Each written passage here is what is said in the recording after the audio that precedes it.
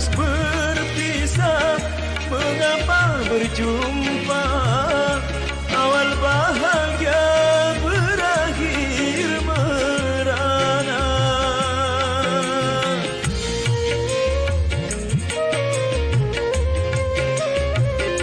Makasih Bunda.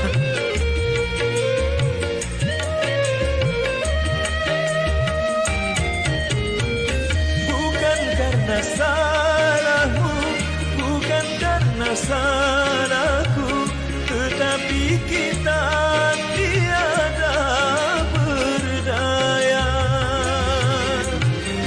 Butik yang sedang berbunga, harum yang sedang mewangi, haruskah gugur